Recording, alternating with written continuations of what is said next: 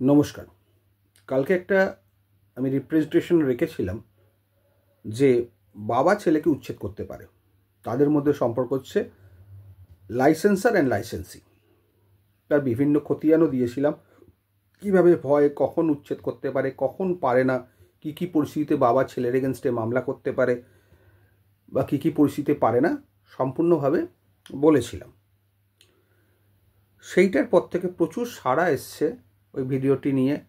অনেকে বিভিন্ন কোশ্চেন করেছেন এবং কেউ উল্টো দিকের কোশ্চেনগুলো করেছেন যে ছেলে যদি প্রপার্টি কেনে, সেইখানে যদি বাবাকে থাকতে দেয়, বাবা ধরুন আগে অন্য জায়গায় ভাড়াটে ছিল, ছেলেও ছিল, ছেলে একটি প্রপার্টি কিনলেন নিজের নামে, বাবাকে থাকতে দিলেন। এবার বাবার দুর্ব্যবহারে বিরক্ত হয়ে বা বাবার অন্য কোনো ঘটনায় বিরক্ত হয়ে ছেলে কি বাবার এগেনস্টে এভিকশনের মামলা আনতে পারে কিনা, এবং ছেলে বাবার রিলেশনটা লাইসেন্সার আর লাইসেন্সি হতে পারে কিনা। কোশ্চেনটা আমাকেও ভাবিয়েছিল, কারণ এরকম কোশ্চেন আমাকে কেউ করেনি কখনো। তবে দিনকাল যা পড়ছে, বা কেউই কিন্তু ধোয়া তুলসী পাতা নয়। এরকম আমার কাছে বহু কেস আসে যেগুলো প্রথমে বিশ্বাস করতে পারি না যে বাবা মাও এরকম হতে পারে। তবে এগুলো এক্সেপশান, আগেই বলে রাখি, এগুলো এক্সেপশান। খারাপ ভালো নিয়েই আমাদের দুনিয়া, আমাদের চলতে হয়। বিশেষ করে আমাদের প্রফেশন যা, বিভিন্ন রকমের লোক দেখা যায়। অনেকে মুখোশ পরে থাকেন, অনেকে পরে থাকেন না। সামনে একরকম, পেছনে একরকম। মুখোশের সামনে একরকম, মুখোশের ভেতরে একরকম, মুখোশের পেছনে একরকম। এরকম বহু লোক আমরা ডিল করি। আমাদেরও চোখ মাঝে মাঝে ধাঁধা খেয়ে যায়, বুঝতে অসুবিধা হয় এতদিন ডিল করার পরেও। কিন্তু যাই হোক, যে কোশ্চেনটা উনি করেছেন বা যারা করেছেন তাদেরকে ধন্যবাদ জানাই এই ধরনের রিসার্চমূলক কোশ্চেন করার জন্য। এবার আসি আইনের কথায়। ধরুন ছেলে কোনো প্রপার্টি কিনলো নিজের পয়সায়, বাবা অন্য জায়গায় থাকতেন, তো ভাড়া বাড়িতে থাকতেন বা যাই হোক, সেখান থেকে বাবা মাকে নিয়ে এলেন নিজের বাড়িতে, বাবাকে রাখলেন। ছেলে বাবার সম্পর্ক অতি পবিত্র সম্পর্ক, এখানে কোনো রকম কোনো অন্য কোনো জিনিস নেই। যদিও যদি আইনের চোখে দেখা যায়, স্ট্রিক্ট টু ল, ছেলেও কিন্তু বাবাকে থাকার অনুমতি দিয়েছে তার নিজের ব্যবহারযোগ্য বা ক্রয় করা ফ্ল্যাটে। এখানেও লাইসেন্সার লাইসেন্সি আসবে, কিন্তু এটা শুনতেও খারাপ লাগায়। বিশেষ করে আমাদের সনাতন ধর্মে এই জিনিসটা হয় না, কিন্তু আইনের জায়গায় পরিষ্কার এটা লাইসেন্সার লাইসেন্সি বা পারমিসিভ অকুপায়ারের মধ্যে পড়ছে। এবার আসা যাক যে বাবার এগেনস্টে উচ্ছেদের মামলা করা যায় কিনা। এটা শুনতে খুব অকওয়ার্ড হলেও আইনত করা যায়। এবার কোন কোন ক্ষেত্রে করা গেল? ধরুন সেই ব্যক্তির মা মারা গেলেন, বাবা অন্য কোনো সম্পর্কে জড়িয়ে পড়লেন।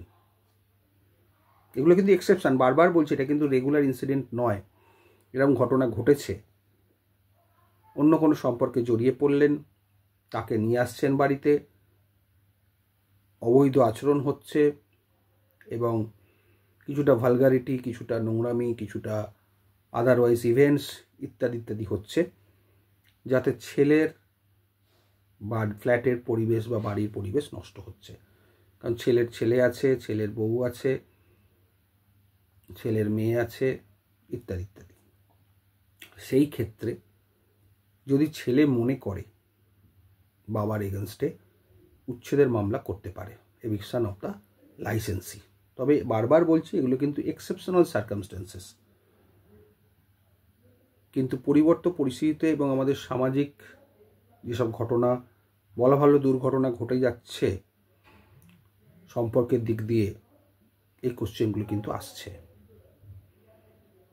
হ্যাঁ, করতে পারা যায়, মামলা করতে পারা যায়, কিন্তু অন্যান্য গ্রাউন্ড, যেমন ছেলে যদি বলে না আমার নিজস্ব দরকার, তুমি চলে যাও, বা ছেলের বৌমার যদি তার শ্বশুরমশাইকে সহ্য না হয় অকারণে, বা ছেলে মেয়ে যদি বলে দাদুকে আমার ভাল লাগছে না, বা দাদুকে সরিয়ে দাও বা তাড়িয়ে দাও, এইসব ক্ষেত্রে কিন্তু ছেলে যদি মামলা করে খুব ভুল কাজ করবে। মামলা তো ডিসমিসড হবেই, উল্টে কষ্ট হতে পারে, মোটা টাকার।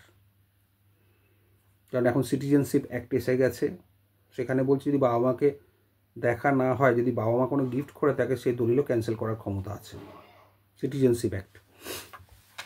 যাই হোক, সুতরাং দেখলেন যে কোন কোন পরিস্থিতিতে ছেলে বাবার এগেনস্টে মামলা করতে পারে। তবে দুর্ভাগ্যজনক, বাবা বাবাই হয়, ছেলে ছেলে। বাবা বা মায়ের তাদের লিমিটেশনও বোঝা উচিত, ছেলেরও তার লিমিটেশনও বোঝা উচিত।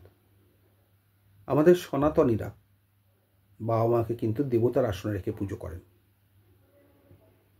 রিলেশনটাই সেরকম। যদিও দিনকে দিন আস্তে আস্তে এই মূল্যবোধ ক্ষয় হচ্ছে, অতি দ্রুত আমাদের সনাতনী সমাজ ভেঙে যাচ্ছে অতি দ্রুত। মডার্নাইজেশন ভালো, কিন্তু আল্ট্রা মডার্নাইজেশন আমাদের সমাজকে ক্ষতি করে দিচ্ছে। বহু ইনসিডেন্ট দেখেছি, অনেক জায়গায় দেখা যায়, এখন হামেশাই দেখা যায় বাবা ছেলে একসঙ্গে বসে মদ্যপান করছে, সামনে বসে সিগারেট খাচ্ছে ছেলে। এগুলো জানেন, আমরা একটু পুরোনো দিনের লোক তো, সহ্য হয় না, ভালোও লাগে না।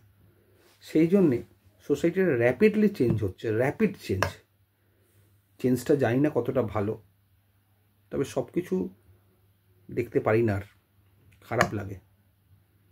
যাক, খারাপ ভালো নিয়েই আমাদের চলতে হবে, উপায় নেই। বিং এ লয়ার আমাদেরকে সব কিছুই দেখতে হয়, সহ্য করতে হয়, ইচ্ছে না থাকলেও করতে হয়। তেমনিভাবে বাবার বাড়ি, ছেলেকে বাবা থাকতে দিয়েছেন, ছেলের থাকার একটা অধিকার আছে, অবশ্যই বাবার বাড়িতে ছেলে থাকবে না তা কি হয়, ছেলে বৌমা আছে। এবার বৌমার অত্যাচারে বাবা বিধ্বস্ত বা মা বিধ্বস্ত, শ্বশুর শাশুড়ি বিধ্বস্ত,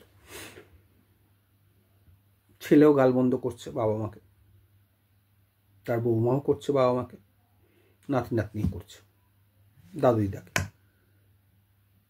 অথবা ছেলে উচ্ছৃঙ্খল জীবনযাপন করছে, যেটা আইনত অপরাধ, এরম কিছু কাজ করছে, অসামাজিক কাজকর্মে লিপ্ত আছে বাড়ির মধ্যে, এবং